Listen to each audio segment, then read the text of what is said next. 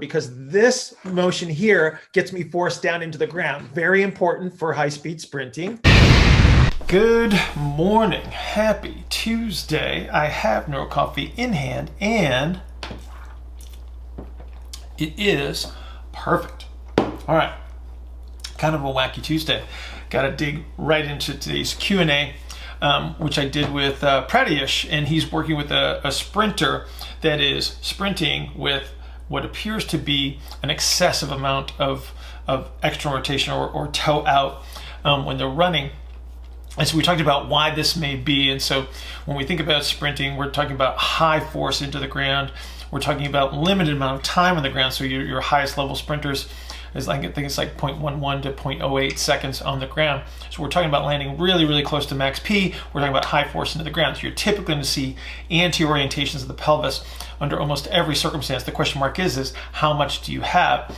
If it becomes what would be deemed excessive, then it might start to create some interference as far as how they're going to try to produce that internal rotation into the ground. Because again, we do need high force capabilities at all times. And so we talked a little bit about how we're going to manage this, and then how you would strategize over time as to whether you're making progress or not without stealing their superpowers. Because what we don't want to do is obviously take away speed. What we want to try to do is just manage their representation to optimize the outcome. So I think it'll be useful for those of you that work with sprinters to give you an idea of maybe what is typically going to be presented in a sprinter of significant capabilities. If you would like to participate in a 15-minute consultation, go to askbillhartman@gmail.com, askbillhartman@gmail.com, put 15-minute consultation in the subject line, and we'll arrange that at our mutual convenience. Everybody have an outstanding Tuesday, and I will see you tomorrow. All right, Pratyush. Yeah.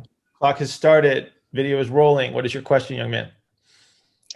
So I want to ask if this compression expansion model can apply to sprinting, and I can know if somebody would be biased to some form of running if I know what his ISA is or what his hip measurements and all other measurements are.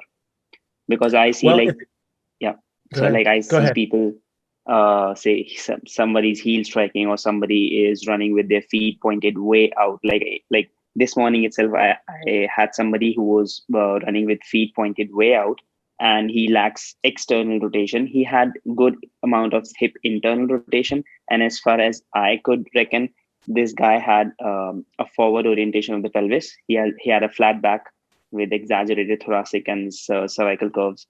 Yeah. So I just want to know if that can apply to sprinting. If it applies to movement, then it applies to everything. That's the whole premise behind having a representative model of how movement occurs. So absolutely. So when you look at what you just described, in most cases, so especially with sprinting, so sprinting is an extremely high force into the ground over a very brief moment in time, right? So I have to be able to access the position of underneath me, right, as I strike the ground. And so especially in sprinters, because the high force is applied downward and they don't have a lot of time, they will tend to have a limited amount of hip internal rotation.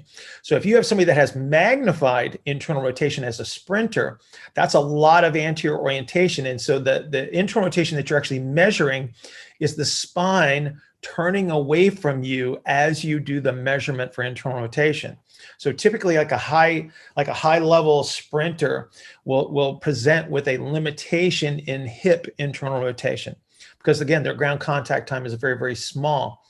What you're probably seeing then is, because of the anti-orientation, that would reduce the amount of external rotation that I have in front of me. And so they have to deviate out to the side. So they would ER orient the hip joints to access some sort of external rotation space, and then they push down into the ground by actually turning the entire system down into the ground. You see how that would happen? So if my feet are turned out, I still have to push into the ground, but I don't have hip joint motion. So as I turn my foot towards the ground to make ground contact at max propulsion, I actually have to turn the spine to get the foot down into the ground. That's probably what you're looking at.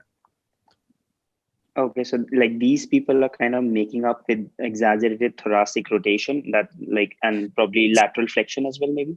So think about taking a whole pelvis and tipping it. Here, hang on. Let me grab my pelvis. So they're going to be anteriorly oriented. Okay. So this they will ER orient. So they're going to turn outward because this motion here gets me forced down into the ground. Very important for high speed sprinting, right? But I lose external rotation, and to get my foot down underneath me, I have to go through external rotation. So what they're going to do is they're going to orient into external rotation here. That's why you're seeing that foot deviate outward, okay, as they're coming down to strike the ground. But again, it's like if I need more internal rotation, what I'll do is I'll do that. I'll orient. If I'm striking with my left foot, this is my left leg, I will take my spine and I will turn it that way to push down into the ground. Okay. Yeah. So it'll be from the pelvis upward is where you'll see that access of spinal rotation to substitute for the internal rotation of the hip. Okay. But Okay. that takes time too. So it's going to slow them down. So what you might have to do, and again, all sprinters are going to have anti-orientation because they have to put force into the ground maximally and very, very quickly. When you see somebody that hits their heel on the ground, okay, that's somebody that is exaggerating the IR to get down on the ground in a maximum propulsive position. Because typically, when you look at the really high level sprinters, they will occasionally tap the ground with a heel, but a lot of times the heel doesn't quite get to the ground because they're landing very close to maximum propulsion, which is where the heel breaks from the ground. And so again, you will see it happen, but a lot of times if you slow the video down, you won't see that heel hitting the ground. We've got a couple minutes. Yeah. So Bill, like I work in the performance sector and I see athletes generally with an anterior orientation of the pelvis. So Yes. would you typically want these athletes to get their weight back, or I should let them be? Okay, so you got to find a sweet spot here because we can't just say that we want to restore maximum ranges of motion to somebody that is trying to run at high speeds because they don't have normal motion, right?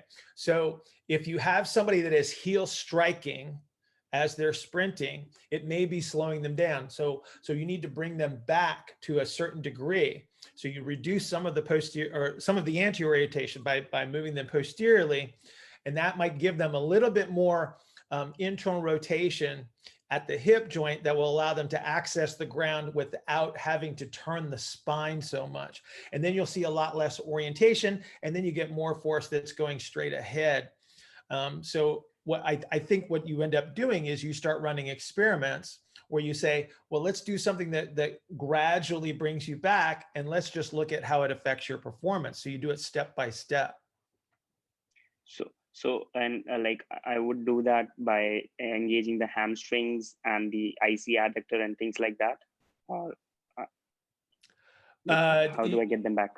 It's going to be things that restore what would be traditional hip extension, which is actually internal rotation underneath the axial skeleton when you're upright.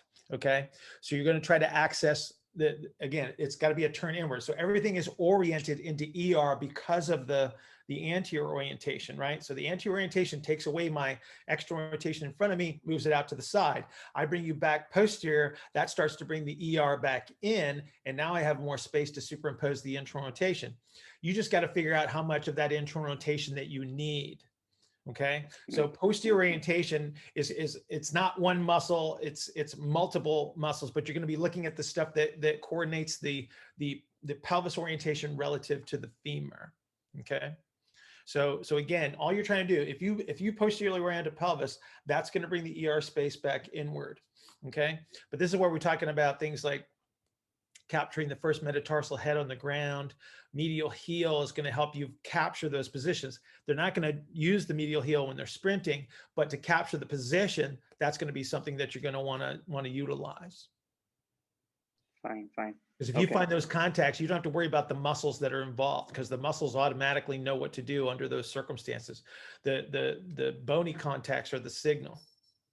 So are you talking about some sort of sensory feedback for the athletes to feel the medial heel? Not when they're running. Don't tell them to feel anything when they're running. Let them run. When you're training to recapture motion, yes, you do use those contacts as feedback. Okay. Okay. Yeah. Got it. You shouldn't think when you sprint, right? Yeah. Right. Yeah, it's too fast. It's too Yeah. fast. Too fast. Yes. All right. I do need to run to the next call. I hope that Sure. was helpful. Definitely will. And it was such a pleasure to talk to you. Good to talk to you as Bye. well. Have a good day.